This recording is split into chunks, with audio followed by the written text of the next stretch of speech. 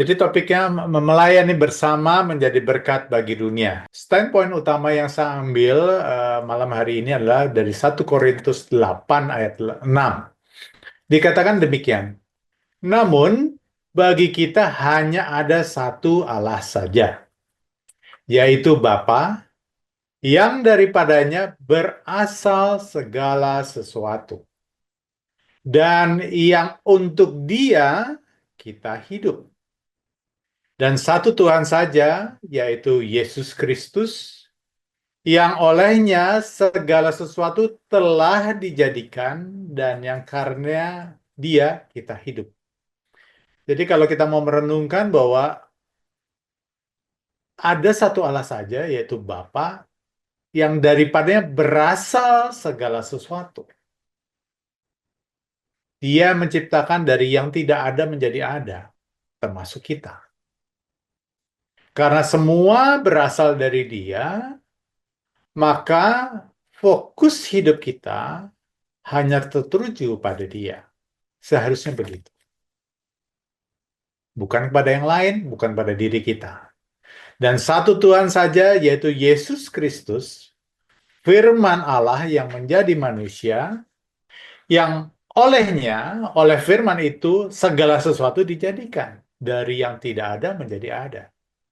Dan yang karena dia, yang oleh karena Yesus Kristus itu kita hidup. Ya kita yang tadinya harusnya binasa, terpisah dari Allah selama-lamanya, memperoleh hidup, mendapatkan kesempatan untuk kembali ke dalam kehidupan yang kekal bersama-sama dengan Sang Pencipta, yaitu Bapa di surga.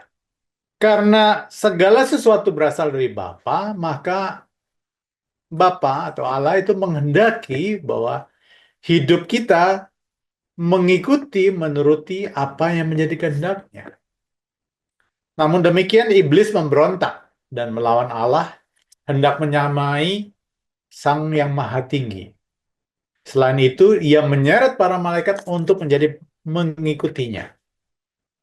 Berikutnya adalah, serta ketika manusia itu diciptakan oleh Allah untuk mengelola bumi dan isinya, diciptakan segambar dan serupa Allah, artinya adalah bahwa manusia di dalam pimpinan roh Allah hidup sepenuhnya mengikuti pimpinan roh Allah. Sehingga karena mengikuti pimpinan roh Allah, apa yang dilakukan berhasil karena segala sesuatu yang dilakukan oleh manusia itu berjalan sesuai dengan Sang Penciptanya. Namun iblis selalu berusaha untuk memperdaya manusia untuk menjadi pengikutnya. Sama seperti ia menarik malaikat-malaikat sepertiga malaikat di langit itu. Melalui segala tipu daya agar manusia menjauh dari Allah. Dan menjadi tidak segambar dengan Allah. Segambar kan bukan sehakikat dengan Allah, tetapi apa yang, kalau saya menggambarkan selalu seperti bayangan begitu. Ketika bayangan tangan kanan kita, ketika kita menggerakkan tangan kita ke kanan, maka bayangannya ikut ke kanan. Ketika tangan kita ke kiri, bayangannya itu akan ke kiri. Jadi manusia hidup seirama, selaras dengan apa yang dipikirkan dan dikehendaki oleh Allah. Sehingga apa yang dilakukan pasti berhasil, karena itu sesuai dengan kehendak Allah. Tapi iblis selalu berusaha untuk membuat manusia tidak mengikuti kehendak Allah. Melalui segala tipu daya agar manusia menjauh dari Allah dan menjadi tidak segambar dengan Allah seperti ciptaan awal. Caranya bisa dengan memberikan hal yang menyusahkan ataupun hal yang menyenangkan dirinya. Yang fokusnya harusnya God-oriented, tertuju pada Allah, menjadi pada dirinya sendiri. Yang seharusnya mengikuti kebenaran Allah, menjadi apa yang dipandang dan dipikir baik menurut pandangan sendiri. Fokusnya adalah aku, semua untuk aku. Memang pekerjaan iblis adalah menipu, membunuh, dan membinasakan. Saya coba merenungkan membunuh dan membinasakan. Membunuh, ya semua orang bisa mati. Karena memang tubuh ini sudah terkontaminasi dosa. Tidak kekal lagi. Tetapi membinasakan adalah itu yang paling mengerikan, terpisah dari Allah untuk selama-lamanya. Dan ada hukumannya nanti di sana, di alam kekekalan. Namun kasih Allah mengalahkan banyak pelanggaran. Dalam Roma 8 ayat 38 sampai 39, sebab aku yakin bahwa baik maupun hidup, baik malaikat maupun semuanya yang ada, tidak ada yang dapat memisahkan manusia ini dari kasih Allah. Sehingga akhirnya sekalipun manusia memberontak kepada Allah, tetapi karena begitu besar kasih Allah akan dunia ini, akan manusia, Dia lalu mengaruniakan anak yang tunggal untuk menyelamatkan manusia. Yesus datang untuk melayani. Matius 20 ayat 28 dikatakan, sama seperti anak manusia datang bukan untuk dilayani, melainkan untuk melayani. Dan untuk memberikan nyawanya, hidupnya menjadi tebusan bagi banyak orang. Yohanes 4 ayat 34 dikatakan, kata Yesus kepada mereka, makananku ialah melakukan kehendak Dia yang mengutus aku dan menyelesaikan pekerjaannya. Kedatangan Yesus ke dunia ini bukan atas misinya sendiri, tapi keinginan dari Bapaknya yang mengutus Dia. Dan apa yang dilakukan di dalam dunia selalu menunggu komando Bapaknya. Ada kesempatan-kesempatan kalau kita baca di Alkitab bahwa ada hal-hal yang dimana Dia bisa melakukan pada saat itu. Tetapi Dia menundanya dan mengatakan, waktuku belum tiba. Jadi Tuhan Yesus menunjukkan bagaimana sinkronisasi dengan Bapaknya. Dan Dia memberi contoh bahwa manusia ilahi seperti ciptaan awal yang segambar dengan Allah seharusnya lakukan hal yang sama. Mengenai timing, mengenai rencana, mengenai pikiran, mengenai keputusan, selalu harus mengikuti pimpinan Roh Allah. Sekalipun manusia diberi kehendak bebas. Tetapi yang Allah inginkan, bahwa manusia hidup selaras dengan kehendak Allah. Apa akibatnya jika manusia hidup tidak selaras dengan kehendak Allah? Ya memang itu diusahakan iblis supaya manusia memberontak, terpisah dari Allah. Tidak hidup dalam ketaatan, kepatuhan, mengikuti kehendaknya sendiri. Yesus Kristus datang untuk melayani kehendak Bapa yang mengutusnya. Pertama, menebus dosa manusia. Dua, memberi contoh bagaimana hidup manusia yang berkenan kepada Bapa. Yang ketiga adalah merestorasi manusia yang sudah rusak, mulai dari akal budinya, pikirannya, untuk dikembalikan menjadi manusia ilahi seperti ciptaan awal, segambar dengan Allah di dalam kehidupan yang kekal. Karena bumi dan segala isinya akan sirna. Tubuh ini pun yang sekarang kita diami, itu juga akan sirna. Tetapi roh dan jiwa di dalam kita itu adalah kekal. Nah, Tuhan ingin memulihkan itu. Bagaimana roh dan jiwa itu dikembalikan untuk menjadi ciptaan seperti ciptaan awal. Hidup dalam ketaatan dan kepatuhan mengikuti kehendak Bapa. Itu restorasi tadi, manusia segambar dengan Allah. Di Kejadian 1 ayat 26 ini selalu menjadi hal yang saya ingat-ingat terus, saya kembali terus ke sini. Berfirman Allah, baiklah kita menjadikan manusia menurut gambar dan rupa kita supaya mereka berkuasa. Mereka berkuasa karena mengikuti kehendak Allah. Kenapa yang dilakukan berhasil? Karena itulah yang diikuti. Karena itu yang menjadi kehendak Allah. Kalau kehendak Allah itu diikuti, pasti berhasil. Karena sesuai dengan kehendak dan rencananya. Sehingga manusia dapat menjadi kawan sekerja Allah untuk mengelola bumi. Panggilannya itu. Caranya adalah menundukkan diri di bawah pimpinan roh untuk kemuliaan Allah. bukan melakukan apa yang menjadi kehendak dan rencananya sendiri, apa yang menurut pandangannya baik, tetapi hidup di dalam kebenaran, yaitu firman Allah. Mengapa melayani itu penting? Melayani tujuannya yang saya tangkap adalah menggeser orientasi dari kepentingan diri sendiri, self-oriented, kepada kepentingan pihak lain, others-oriented, God-oriented.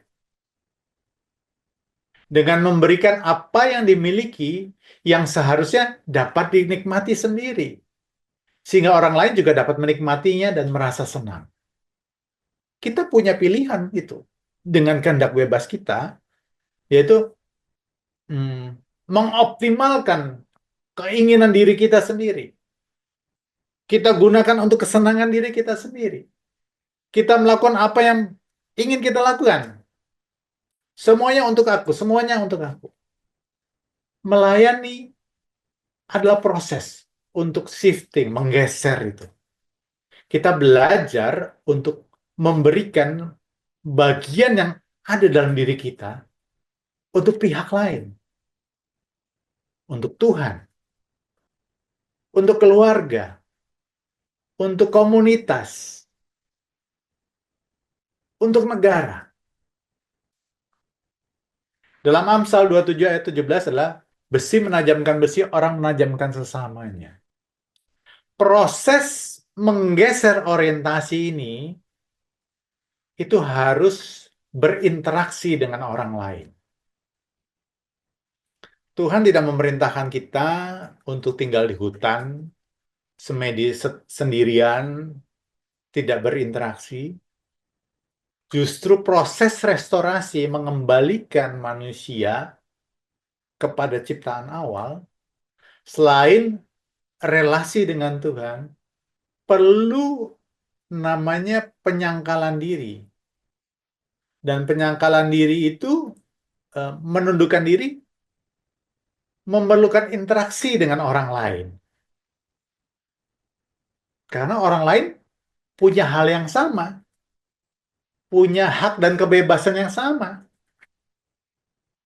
Kalau sama-sama mempunyai hak, lalu bertemu dan semuanya sama-sama saling ngotot, tidak ada yang dikurangi dalam diri.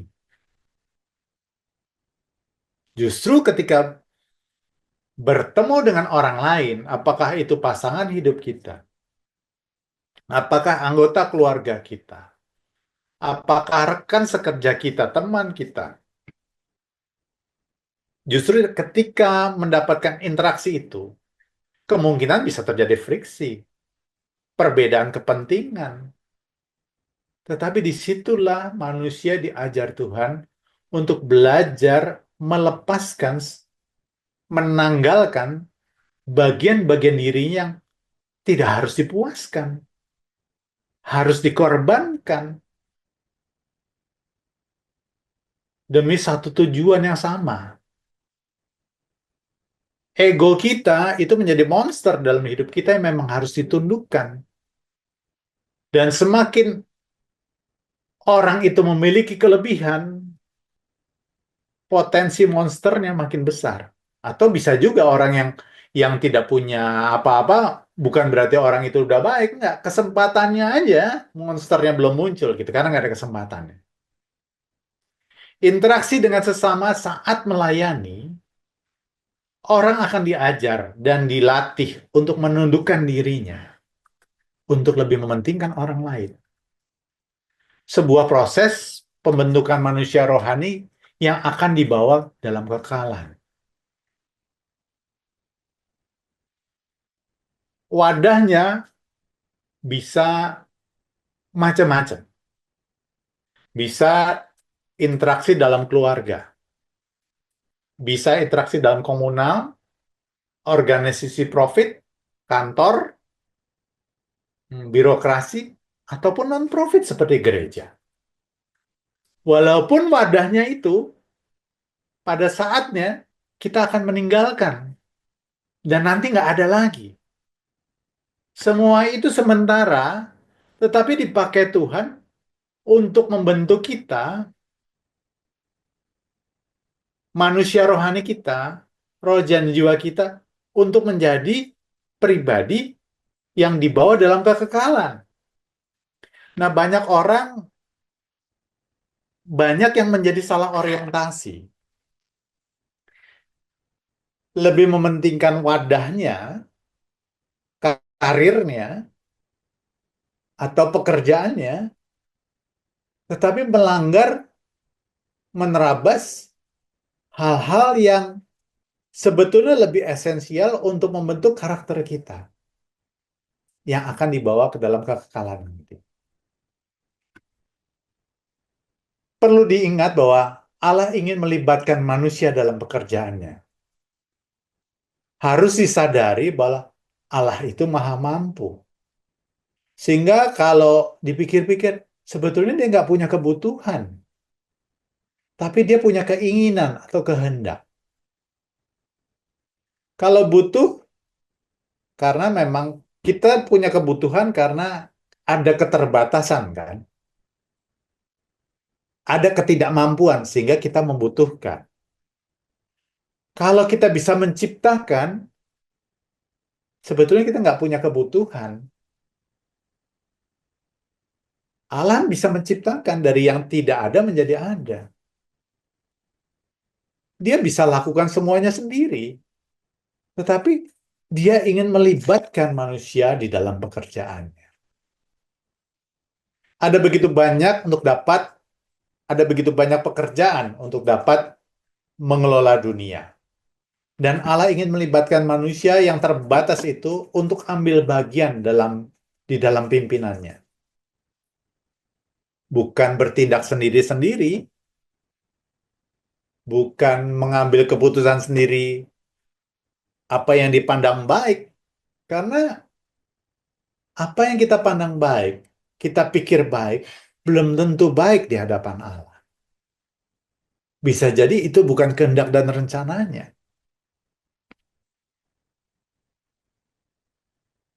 Yang Tuhan inginkan adalah kita belajar untuk menundukkan diri dan mencari tahu apa yang menjadi kehendaknya. Melakukan apa yang ditetapkan bagi kita. Sekalipun jalannya tidak mudah. Nah, karena keterbatasannya, manusia yang terbatas, manusia membutuhkan kerjasama dengan manusia yang lain. Sehingga seperti anggota tubuh yang memiliki fungsi yang berbeda-beda. Ada tangan, ada kaki, ada hidung, ada mata. Semuanya penting. Yang satu tidak bisa melakukan hal yang lain. Yang satu punya kekurangan dilengkapi oleh kelebihan yang lain. Sehingga semuanya jika diorkestrasi, dijalankan, dilakukan di dalam pimpinan Allah, semua berjalan dengan harmoni. Semuanya berjalan dengan baik. Allah menginginkan adanya keteraturan dan keselarasan. Sementara manusia memiliki kehendak bebas. Sehingga diperlukan penundukan diri di dalam satu komando pimpinan, yaitu Allah sendiri. Namanya God-oriented. Segala sesuatu berasal dari Allah. Ketika bumi dijadikan beberapa hari, dan terakhir Allah menciptakan manusia. Segala sesuatu Tuhan persiapkan dahulu untuk nantinya dikelola oleh manusia. Ketika Allah memiliki tujuan untuk manusia mengerjakan, maka Dia mempersiapkan segala sesuatunya dari awal. Membekalinya dari awal. Agar segala sesuatunya berjalan sesuai dengan hukum-hukumnya. Tidak serampangan. Kita punya sama-sama waktu, diberi waktu oleh Tuhan. 24 jam sehari. Atau 7 hari seminggu. Ini waktu yang dibuat manusia ya. seminggu, sebulan gitu. Tapi waktunya sama, 24 jam. Kita semua sama. Dan yang kedua adalah batasan umur kita. Kita nggak pernah tahu umur kita berapa. Waktu kita habisnya kapan, kita nggak pernah tahu. Yang kedua, Tuhan memberikan kita kekuatan, tenaga, kesehatan. Tanpa kekuatan, tanpa tenaga, kita nggak bisa lakukan apa-apa. Untuk bisa punya tenaga dan kekuatan, kita perlu makan. Untuk bisa makan, kita perlu nafkah. Untuk bisa nafkah, kita perlu bekerja. Tuhan kasih skill, pikiran, kecerdasan, ide, kreativitas yang prosesnya gradual. Ketika bayi, kita nggak bisa apa-apa. Tuhan pakai orang tua kita untuk bisa memberi kita makan, membesarkan kita, memberi kita pendidikan. Lewat pekerjaan orang tua kita, karir yang bertambah, maka kebutuhan hidup itu bisa dicukupi. Orang tua menjadi wakil Allah, mendapatkan mandat untuk mempersiapkan calon-calon partner sekerja Allah. Mungkin di antara kita ada yang sudah punya beberapa profesi. Mungkin ada yang jadi dokter, mungkin ada yang jadi pengajar, mungkin ada yang jadi hamba Tuhan. Semuanya lewat proses. Dan Tuhan kasih itu mulai dari orang tua kita sampai akhirnya kita. Yang keempat, kesempatan.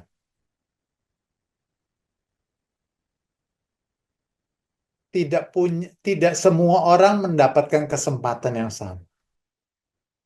Kalau di dalam hidup kita hadir sebuah kesempatan, itu artinya Tuhan punya maksud dalam kehidupan kita untuk melayani Dia. Mungkin ada yang jadi dokter, jadi arsitek, jadi insinyur sipil, jadi ahli geologi untuk mengeksplorasi, mengelola bumi dan segala isinya dan hukum-hukumnya. Ketika proses pembentukan manusia itu ada tahapan yang harus dilalui dan semuanya itu juga proses pembentukan yang dipakai Tuhan untuk merestorasi manusia.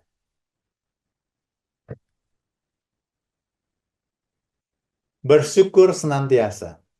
Pertanyaannya adalah, apakah kita sudah merenungkan atas segala yang baik yang sudah Allah berikan di sepanjang hidup kita?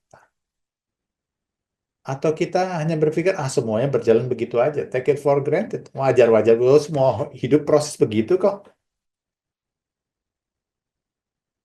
Apakah kita sudah merenung, saya bisa sekarang menjadi sekarang ini, seperti di kalimat populer, aku ada sebagaimana aku ada, semua oleh karena anugerah Tuhan, seperti lagu tadi di awal. Apakah kita sudah merenungkan proses yang selama ini, sejak kita masih kecil, kita diberi orang, kita dihadirkan orang tua yang merawat kita, mendidik kita, membesarkan kita, lalu kita bisa sekolah, kita mendapatkan guru di pertemuan dengan guru yang mengajar kita, lalu kita bisa bekerja, berinteraksi, lalu kita bisa berkeluarga, menemukan pasangan hidup, memiliki anak, sehingga kita bisa mengenal, bagaimana kasih orang tua kepada anak, bagaimana kasih Allah kepada kita. Kita bisa, dengan kehadiran anak, kita bisa mengerti bagaimana hubungan hubungan kasih itu. Beda kan ya, hubungan orang tua dengan anak, dengan atasan dan bawahan. Apakah kita semua selalu mengucap syukur? Semua yang terjadi dalam hidup kita tidak berjalan begitu saja. Semua ada dalam rancangan Allah. Dan Allah sudah melengkapi kita lewat proses yang panjang. Perlu proses perenungan dan latihan setiap hari. Serta diingatkan kepada segenap anggota keluarga bahwa Tuhanlah yang telah menyiapkan kita untuk rencananya, untuk membentuk kita menjadi partner kerjanya, untuk melayani kehendaknya, untuk ambil bagian dalam pekerjaan.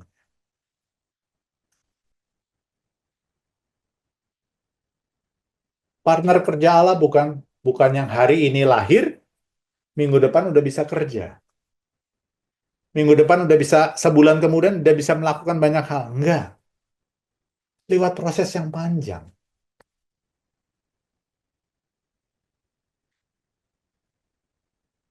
Motivasi yang benar dalam melayani. 1 Korintus 16 ayat 14. Lakukanlah segala pekerjaanmu,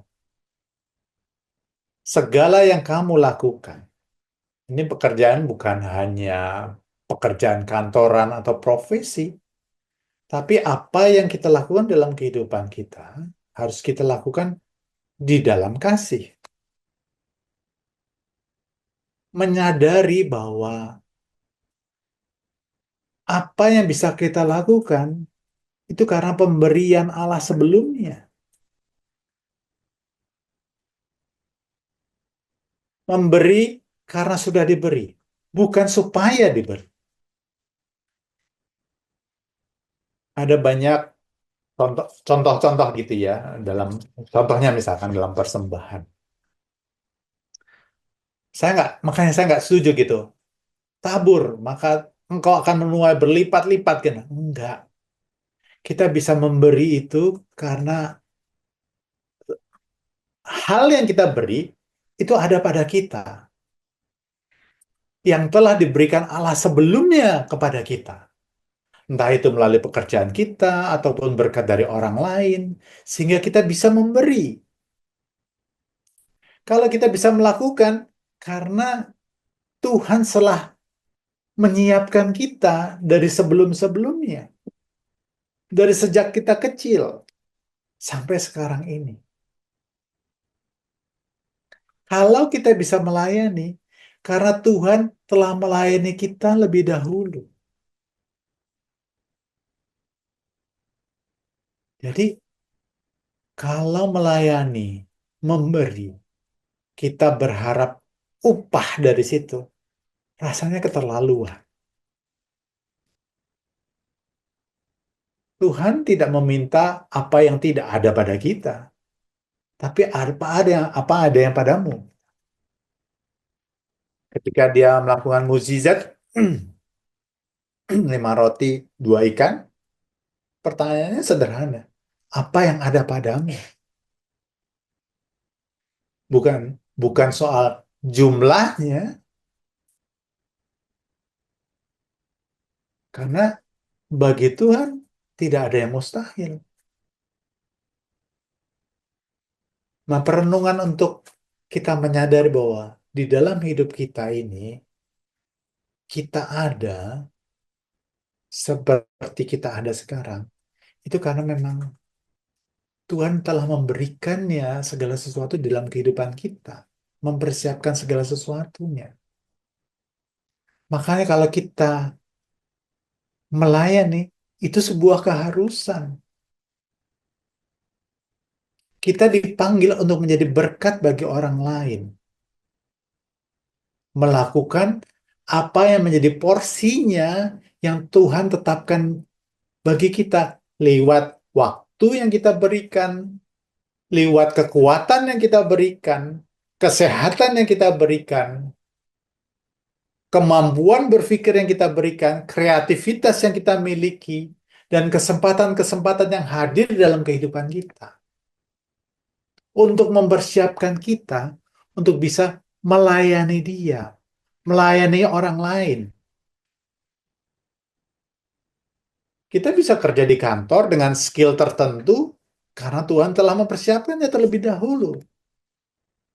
lewat sekolah kita, yang diberikan dalam kehidupan kita, jenjang pendidikan kita, jenjang skill kita yang dilatih Tuhan, supaya kita bisa memberikan kontribusi kepada kantor kita, kepada organisasi di mana kita aktif di situ, mungkin gereja,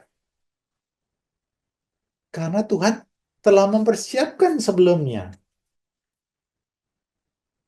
Nah, celakanya adalah ketika orang itu tidak menyadari bahwa apa yang Tuhan berikan bagi kita, lalu semata-mata hanya untuk dimanfaatkan kepentingan diri sendiri,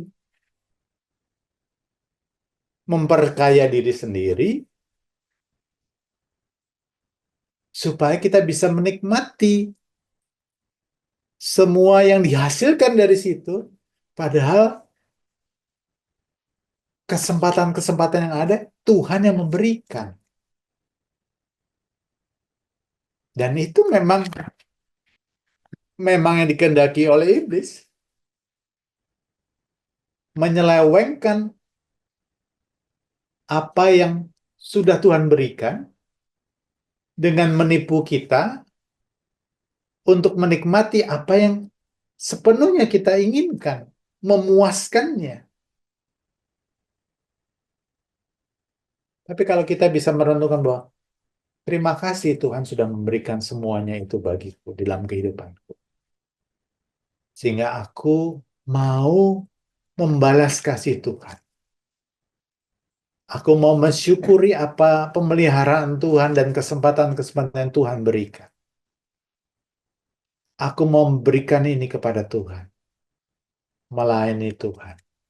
Melayani sesama.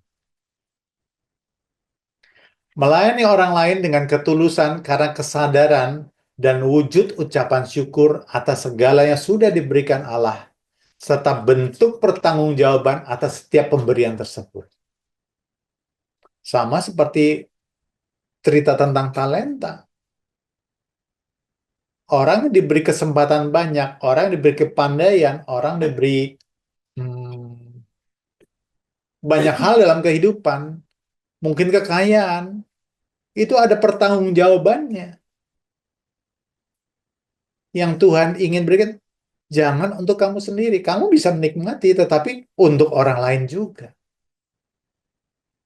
Kalau kita punya kekayaan, kita berikan kepada orang lain, kepada gereja.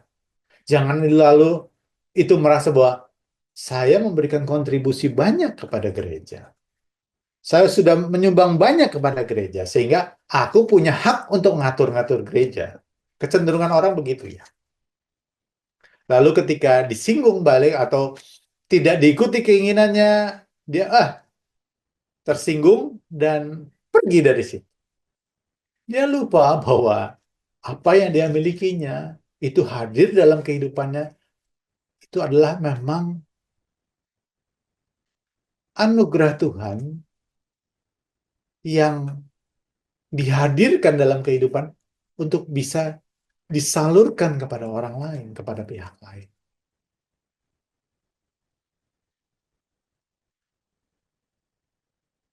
Semua dimulai dari keluarga. Untuk dapat melayani dengan benar, kesadaran pribadi sebagai milik dan dimiliki Allah harus sepenuhnya disadari. Kita orang percaya kan sudah ditebus oleh Tuhan Yesus gitu ya, oleh Yesus Kristus. Sehingga ketika kita ditebus, kita bukan milik kita sendiri lagi, tapi kita milik Sang Penebus itu. Dan Dia ingin kita tuh dimiliki. Kita hidup di dalam penurutan akan kehendak. Bukan sudah ditebus, tapi masih bergerak sendiri-sendiri. Agar motivasi pelayanan menjadi benar. Proses pembaruan akal budi menjadi sangat menentukan.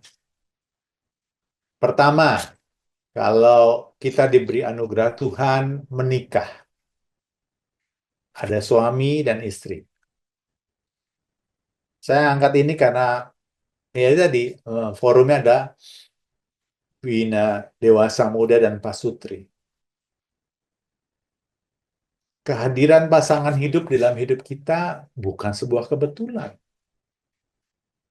Tuhan memberikan penolong untuk laki-laki dan perempuan dibentuk untuk disatukan, bukan disamakan. Dua menjadi satu, dua pribadi yang berbeda pasti punya pikiran, punya keinginan yang berbeda-beda. Tapi disatukan untuk saling mengasihi, untuk menundukkan diri. Suami dan istri saling melayani atas dasar iman. Kalau saya menerjemahkan iman adalah kepatuhan, ketaatan untuk melakukan kehendak Allah. Dan kasih Allah. Penting dan kasih Allah ini. Kenapa begitu? Hmm, ketika sebuah hubungan suami dan istri hanya berdasarkan cinta manusia semata-mata, kemungkinan menjadi kering itu bisa terjadi. Karena faktor kekecewaan, tidak sesuai dengan ekspektasi, ada perlakuan, intinya kecewa. Cinta itu bisa surut, bisa menjadi hambar. Tetapi karena Allah itu kasih, dan Allah menjadi pemimpin dalam keluarga, suami dan istri, kita harus datang kepada Sang Kasih itu. Recharge.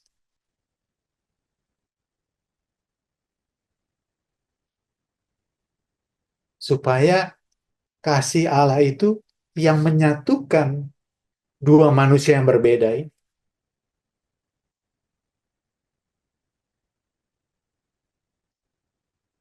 Orang tua melayani dan mendidik anak untuk mempersiapkan mereka saat dewasa nanti.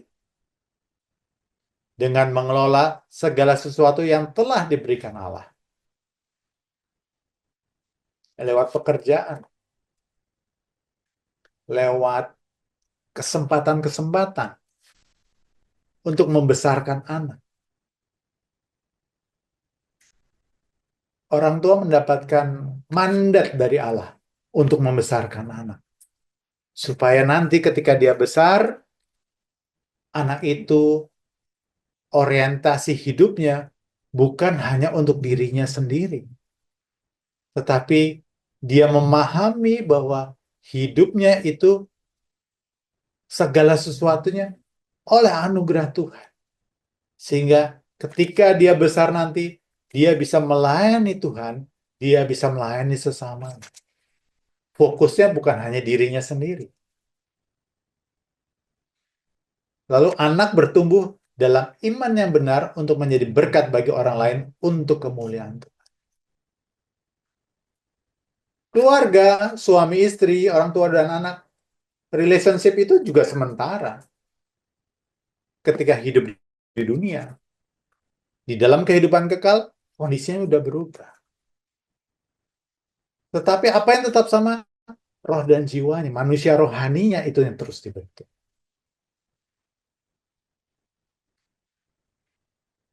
Tuhan fokus utamanya ada pembentukan pribadi.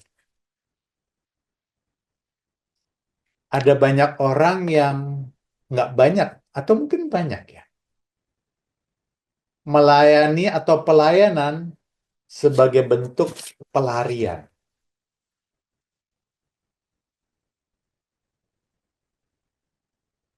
Hubungan suami istri nggak beres. Hubungan orang tua dengan anak nggak beres. Tapi dia kompensasinya pelayanan. Sayang ya. Padahal itu dulu yang harus diberesin. Karena menyangkut roh dan jiwa. Pelayanan tuh akan berakhir Tapi roh dan jiwa pribadi-pribadi yang ada dalam keluarga itu sifatnya kekal. Beresin dulu hubungan suami dan istri, orang tua dan anak. Kalau nggak sia-sia. Bagaimana suami istri bersikap? Di dalam Efesus 5 dikatakan, Efesus 5 ayat 20. Ucaplah syukur senantiasa atas segala sesuatu dalam nama Tuhan kita Yesus Kristus kepada Allah dan Bapa kita. Apapun kondisinya di dalam keluarga, ucaplah syukur senantiasa. Karena kalau kita tidak latih ini, yang ada adalah keluhan dan keluhan. Yang adalah kekecewaan dan kekecewaan. Itu yang membuat kasih itu menjadi dingin. Ketika kita mengucap syukur, kita percaya bahwa Allah menjadi pemimpin kita dalam hidup kita. Dia sumber kehidupan kita. Dan rendahkanlah dirimu kepada seorang kepada yang lain di dalam takut akan Kristus. Pasti ada benturan ego di sini. Hai istri, tunduklah pada suamimu seperti kepada Tuhan. Karena suami adalah kepala istri, sama seperti Kristus adalah kepala jemaat. Dialah yang menyelamatkan tubuh. Karena itu sebagaimana jemaat tunduk kepada Kristus, demikian jugalah istri kepada suami dalam segala sesuatu. 25. Ini yang penting. Hai suami, kasihilah istrimu sebagaimana Kristus telah mengasihi jemaat dan telah menyerahkan dirinya baginya. Kalau suami sudah menyerahkan hidupnya, bahkan nyawanya seperti Kristus, masa ya istri nggak taat begitu? Tapi intinya adalah bagaimana kita menundukkan diri untuk taat dalam mengikuti kehendak Allah. Firman-Nya, aturannya yang sudah diberikan. Karena kalau kita bertindak menurut kebenaran kita masing-masing, menurut apa yang kita mandang baik, bubar. Nah, buat orang-orang yang belum menikah, pasangan yang seiman itu kunci. Bukan hanya beragama sama, seiman. Seperti itu saya katakan bahwa iman adalah kepatuhan, ketaatan untuk melakukan kehendak Allah. Hidup beragama gak cukup kalau tidak taat melakukan firman Allah. Yang ada ya tetap aja hidup sesuai dengan kebenarannya masing-masing, bukan mengikuti kehendak Allah. Bagaimana anak harus bersikap? Hormatilah ayah dan ibumu supaya lanjut umurmu di tanah yang diberikan Tuhan Allahmu kepadamu. Mengenai tanah, mungkin zaman dulu adalah orang hidup dalam bertani. Ini pekerjaannya, ini nafkahnya. Kebayang kalau misalkan anak itu tidak taat pada orang tuanya ketika orang tuanya ingin menyekolahkan dia, mendidik dia, dia nggak taat, dia main sendiri untuk kesenangannya dia. Bagaimana dia bisa punya kehidupan yang baik?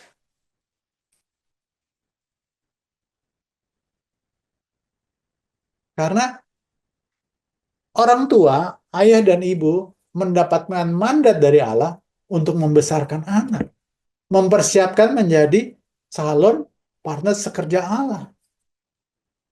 Kalau tidak dihormati, tidak diikuti, apa jadinya?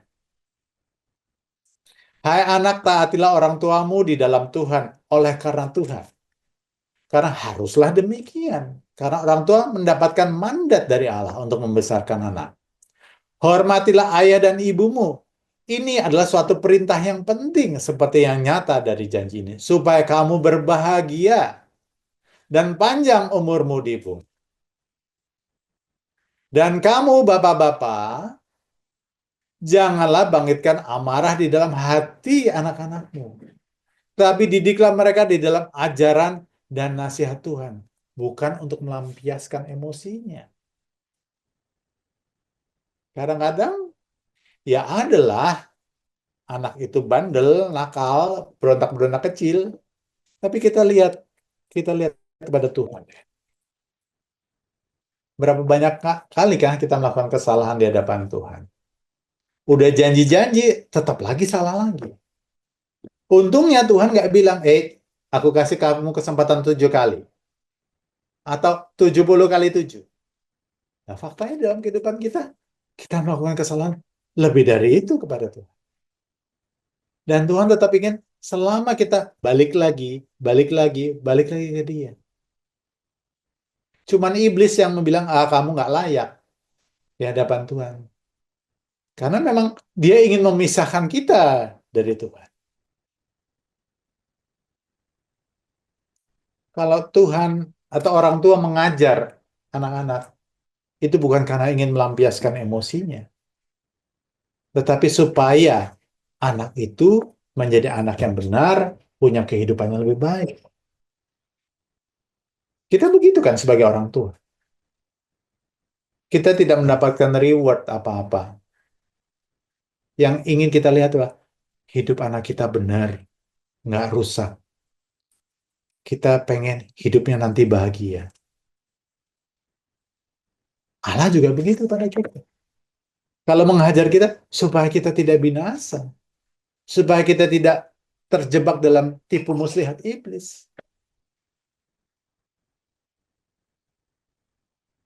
Bagaimana sikap dalam dunia kerja? Efesus 6 ayat 5. Hai hamba-hamba, taatilah Tuhanmu di dunia dengan takut dan gentar, dan dengan tulus hati, sama seperti kamu taat kepada Kristus. Ini Tuhanmu yang baik-baik aja, atau yang biasa-biasa aja, atau termasuk yang nggak baik? Karena memang di dalam dunia kerja kita menjumpai seringkali kita merasa, aduh, ketika apalagi kalau jabatan makin tinggi, stresnya makin tinggi, tuntutannya makin tinggi. Maunya kita, quit aja. Tapi memang kita ditempatkan Tuhan di situ untuk dibentuk. Janganlah hanya di hadapan mereka saja untuk menyenangkan hati orang, tetapi sebagai hamba-hamba Kristus yang dengan segenap hati melakukan kehendak Allah. Kalau kita punya pimpinan yang mungkin kurang baik, yaitu dia ada punya pertanggungjawabannya lagi nanti.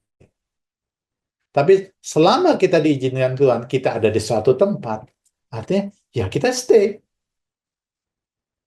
Kita lakukan sekalipun hati kita kadang-kadang berat. Selama Tuhan tidak perintahkan kita pindah, ya jangan pindah. Kita memang lagi disekolahin di situ. Namanya sekolah kehidupan.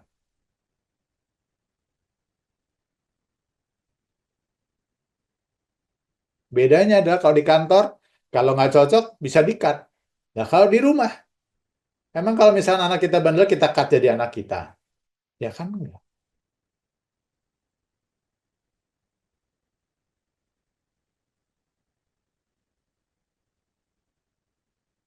Di akhir zaman, kasih menjadi tawar. Karena manusia menjauh dari Allah. Mengandalkan kekuatannya sendiri, merasa diri paling benar. Hanya berfokus pada dirinya sendiri.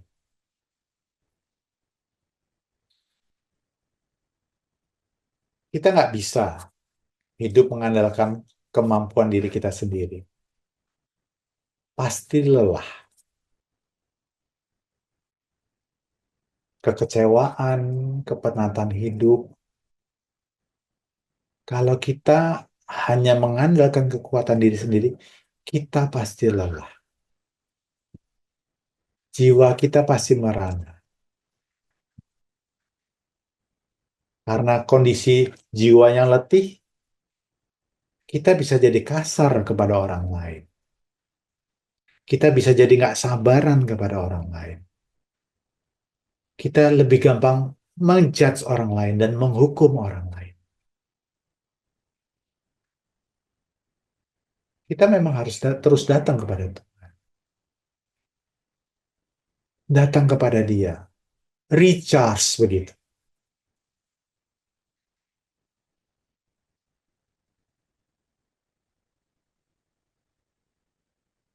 Ketika kita kecewa pada orang lain, kita disakiti, ada perintah, ampuni. Kita mungkin nggak mampu ampuni, tapi kita datang kepada Tuhan. Tuhan, sulit hati saya ini. Menderita, tapi aku mau mengampuni seperti yang Tuhan perintahkan. Kenapa? Karena aku mau melakukannya oleh karena kasih. Karena Tuhan juga sudah mengampuni aku lebih dahulu. Arti intinya seperti beberapa minggu lalu, kita minta, kita datang kepada ATM-nya kasih itu. Ketika Tuhan kasih kita pengampunan, Dia berikan kasihnya kepada kita. Sehingga kita punya stok kasih untuk bisa memberinya kepada orang lain yang juga bersalah kepada kita.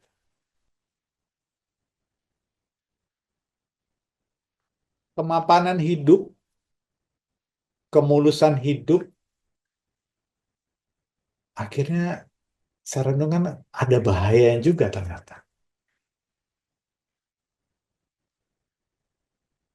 Sehingga kita tidak merasa nggak perlu Tuhan.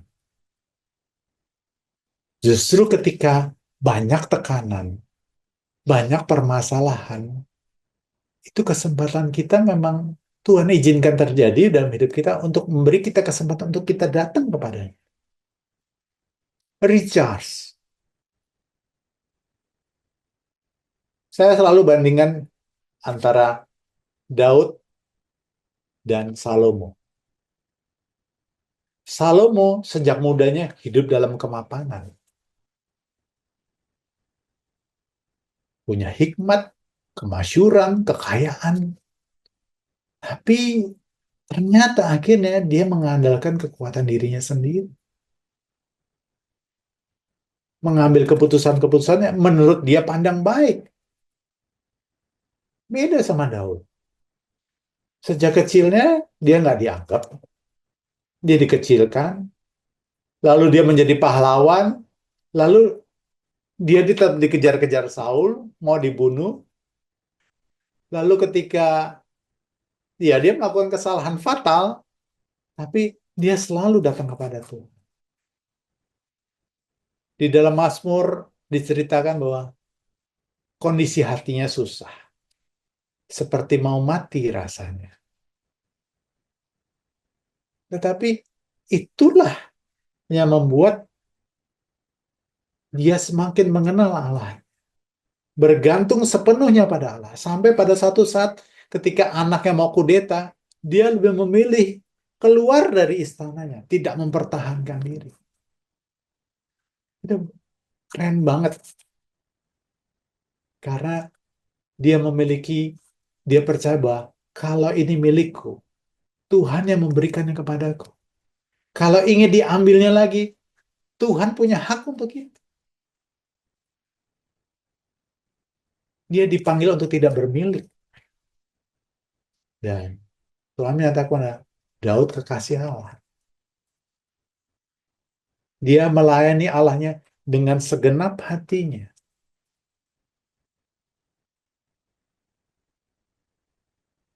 Mendekatlah selalu kepada Allah untuk menerima kasih-Nya. Sehingga kita mampu melayani sesama oleh karena kasih. Jadi, kita melayani karena kita sudah dilayani terlebih dahulu. Kita bisa memberikan bagian dari hidup kita karena Tuhan sudah memberikannya dahulu kepada kita. Sehingga apa yang kita miliki harus kita kembalikan kepada Allah yang telah memberikannya itu. Kalau kita balik tadi di awal,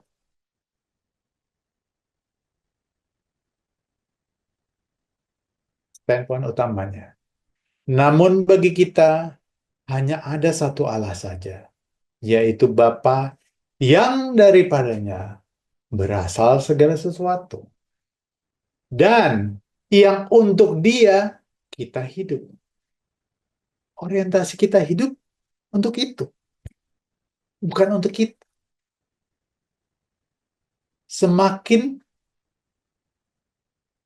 besar bagian hidup kita yang kita berikan untuk Tuhan, kita akan mendapatkan sukacita yang makin besar. Tetapi semakin kita mau mempertahankan apa yang ada pada kita dan tidak mau memberikan kepada Tuhan atau kepada orang lain, yang ada adalah kita merasa semakin kok kurang ya, nggak puas ya, pengen lagi, pengen lagi, pengen lagi. Itu yang terjadi. Karena manusia nggak pernah puas. Maka Tuhan bilang lebih berbahagia memberi daripada menerima. Ketika kita mau memberikan bagian hidup kita, apa yang kita miliki kepada orang lain, kepada Tuhan, itu justru semakin bahagia. Itu sebabnya akhirnya saya dapat memahami ketika para rasul itu memberikan hidupnya.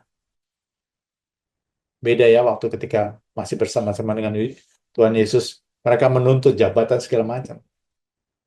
Tapi ketika mereka memberikan hidupnya, bahkan sampai rela teraniaya, justru mereka mendapatkan sukacita yang besar. Ada kehormatan untuk kesempatan menderita bersama dengan Yesus, untuk Yesus.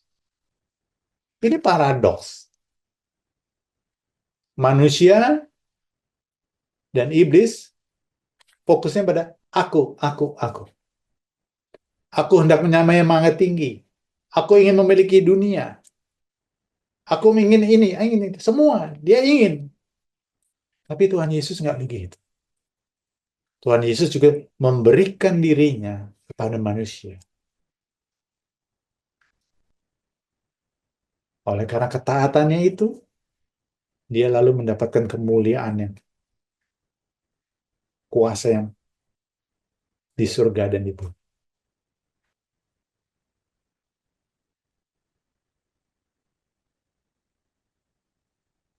Kita punya dalam melayani kita punya keterbatasan. Masing-masing ada yang punya kekurangan dan kelebihan. Tuhan tahu itu. Justru Tuhan ingin menyatukan itu. Bukan menjadi sama. Tuhan menyatukan itu. Di dalam tugas dan panggilannya masing-masing. Untuk berjalan di dalam harmoni, sinkronisasi dalam pimpinannya. Bukan visinya sendiri. Bukan visi masing-masing individu. Tapi visi Tuhan. Di dalam keluarga juga begitu. Kalau ayah atau ibu mencari nafkah, bukan dia yang berarti paling hebat, karena panggilannya di situ. Bukan menjadi harus dia punya full otoritas, berkuasa, perkataannya tidak boleh harus dibantah, tidak boleh dibantah. Tetapi apa yang dilakukan orang tua, suami dan istri oleh karena kasih, oleh karena panggilan yang Tuhan berikan bagi dia. Oke, demikian renungan malam hari ini. Mungkin ada yang ingin ditanyakan, silakan.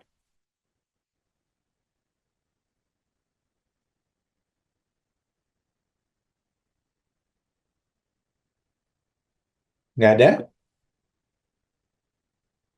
Kalau nggak ada, kita kita berdoa ya. Dari saya, Pak. Oh ya, silakan. Pak Esron, Pak. Pak Isron, ya silakan Pak Isron. Selamat malam, Pak Andri. Selamat malam Pak. Iya, saya tadi coba lihat slide yang tadi, Pak. Jika kita mau jadi partner Allah, Allah sudah siapkan beberapa tadi, Pak. Saya tadi cukup tertarik tadi Pak, eh, PowerPoint PPT tadi penjelasannya Pak. Sebentar ya, Di saya slide share ya. berapa tadi ya Pak ya? Ah, ah. Iya, ya, sebentar, sebentar, sebentar. Eh, saya share ya. Ada tadi dikasih yang bagian poin terakhir kesempatan. Di atasnya tadi ada Ini usia ya, ya, umur. ini, Bukan, bukan Pak. Sebelumnya ada berapa poin tadi? Nah ini benar Pak. ya kan? Benar. Ya, Ya. ya. Untuk Apa yang menjadi ingin ditanyakan, partner Pak? sekerja Allah, ia telah membekali dan menyiapkan segala sesuatunya berupa. Untuk poin tiga Pak. Ya, Eh, apakah ini dikaitkan dengan otoritas yang Allah berikan? Contoh ketika Tuhan menciptakan segala sesuatunya selesai di kejadian itu, lalu dia bilang, Tuhan Allah mengatakan, usahakanlah, ya. kelola, eh, skill itu bicara tentang otoritas yang diberikan Allah atau sebenarnya kalau tadi berasal daripada Allah tadi semua itu kan lalu yang kedua muncul jadi pertanyaan tadi Pak, bagaimana Ya. poin tiga ini bisa dikatakan bekerja sama dengan Allah Pak? Oke, baik. Faktanya di kejadian tiga langsung gagal tadi dia Pak, jadi partner Allah. Mohon penjelasan Pak, tadi saya cukup menarik penjelasan Ya. Bapak tentang skill. Terima kasih Pak Andri. Jadi gini, kuncinya adalah manusia diciptakan segambar dengan Allah.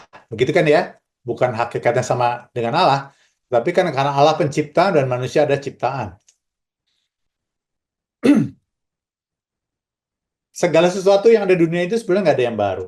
Kenapa? Karena memang memang sudah ada dari dulunya begitu. Mungkin baru hanya ditemukan. Nah, yang Tuhan inginkan adalah manusia itu hidup dalam pimpinan Allah, pimpinan roh Allah. Kenapa? Allah kan punya hikmat. Segala sesuatu yang ada di bumi ini itu dalam kuasa Allah. Allah Maha tahu semua tentang hukum-hukum yang ada di bumi, Tuhan yang menciptakan. Ketika kita memahami sesuatu, sebetulnya kita dapat hikmat dari Allah. Pada waktu itu, manusia hidup sepenuhnya di dalam pimpinan Allah. Adam dan Hawa sebelum jatuh dalam dosa. Tapi kan terus memberontak ya. Akhirnya manusia keluar dari dari Taman Eden. Nah, dalam menjalani kehidupan di era sekarang ini, manusia apa ya mendapatkan pengetahuan-pengetahuan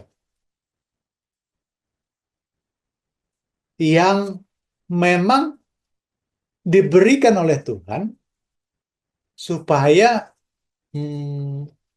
bumi itu boleh dikelola dengan benar.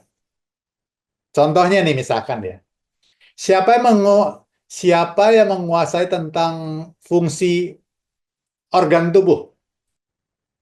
Ya tentu Allah sendiri kan. Kenapa? Karena dia menciptakan semua organ tubuh dengan fungsinya. Aturannya sendiri, dia yang buat. Pengetahuan itu ketika kita masih anak-anak kita nggak punya.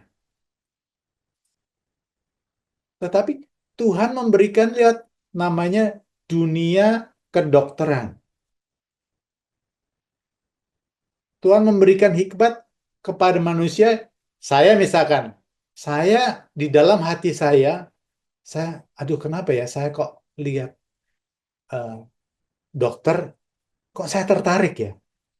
Ada dorongan di dalam diri saya untuk ketertarikan kepada dunia kedokteran. Misalkan begitu. Lalu saya belajar. Tuhan berikan saya kecerdasan, untuk saya bisa masuk sekolah kedokteran. Ketika saya masuk fakultas kedokteran, saya belajar tentang rahasia-rahasia ilmu-ilmu kedokteran yang asalnya kan dari Tuhan juga.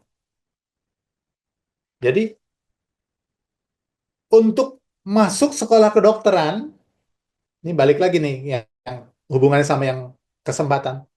Saya misalkan orang tua saya nggak mampu, misalkan ya, Tuhan kasih kesempatan saya untuk dapat beasiswa. Karena segala sesuatu yang terjadi di dunia ini kan nggak ada yang kebetulan. Atau jika orang tua saya mampu, lewat orang tua saya, Tuhan berikan ayah saya atau ibu saya pekerjaan yang bisa menghasilkan income sehingga bisa menyekolahkan saya di sekolah kedokteran. Ketika saya punya kecerdasan untuk, karena sekolah kedokteran tidak mudah, untuk bisa menjadi seorang dokter dan saya lulus, saya bisa mendarmakan, memberikan knowledge saya untuk mengobati orang sakit. Saya bisa menjadi tangan Tuhan untuk menyembuhkan orang sakit. Kesembuhannya sendiri itu dari Tuhan. Karena kalau kita mau jujur-jujur ya, ada kondisi-kondisi ketika Tuhan bilang, waktumu sudah habis. Umurmu, umurnya misalkan baru 27 tahun, tapi waktumu sudah habis. Dunia kedokteran sehebat apapun, nggak bisa menyembuhkan. Karena apa? Waktunya sudah habis. Jadi Tuhan turut campur dalam mempersiapkan segala sesuatu untuk kita itu menjadi partner kerjanya. Kalau misalkan, contoh, insinyur, untuk bikin jembatan, ada hitung-hitungannya. Ada namanya gravitasi, ada mekanika. Tuhan yang menciptakan semuanya itu. Tapi kan Bapak nggak berani dong masuk ke gedung yang dibuat oleh orang sembarangan 57 lantai. Ini fondasinya gimana? Kuat apa enggak? Kalau ada gempa gimana? Semua ilmu pengetahuan Tuhan yang ciptakan dan diberikan kepada manusia lewat proses untuk memahaminya secara bertahap. Kalau di zaman ini persepsi saya, pemahaman saya, ketika di zaman Adam dan Hawa, mungkin belum ada waktu itu dunia kedokteran segala macam. Iya, nggak ada yang sakit, belum ada dosa. Tetapi Adam dan Hawa hidup langsung dalam pimpinan roh Allah. Karena Adam dan Hawa melakukan apa yang menjadi kehendak Allah secara sempurna, maka kuasanya pasti besar.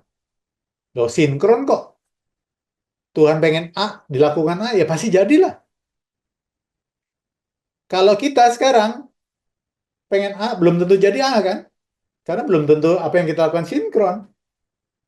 Tapi Adam dan Hawa itu sinkron waktu belum jatuh dalam dosa. Exactly, persis segambar dan serupa Allah. Itu yang maksudnya, Pak. Mungkin menjelaskan ya, Pak? Jelaskan nggak, Pak? Siap, Pak. Ngerti, Pak. Thank you, Pak Andri. Ah, maksudnya paham ya, gitu ya. Paham, Pak. Paham, paham. Jadi semuanya itu asalnya dari Tuhan gitu. Diberikan kepada kita untuk menjadi kawan sekerjanya di dunia ini. Dan pekerjaan itu sebenarnya sementara. Karena ya kita ada batas waktunya untuk check out dari dunia ini. Dan semua yang ada di dunia ini dan bumi ini semua akan juga ada waktunya, akan sirna, diganti yang baru begitu. Jadi itu semua sarana untuk membentuk kita, menyekolahkan kita. Pertama, kita supaya kita mengenal Tuhan, pribadi Tuhan, kita punya relationship dengan Tuhan, kita bisa merasakan kasih-Nya, kita bergantung sama Tuhan. Tujuannya itu.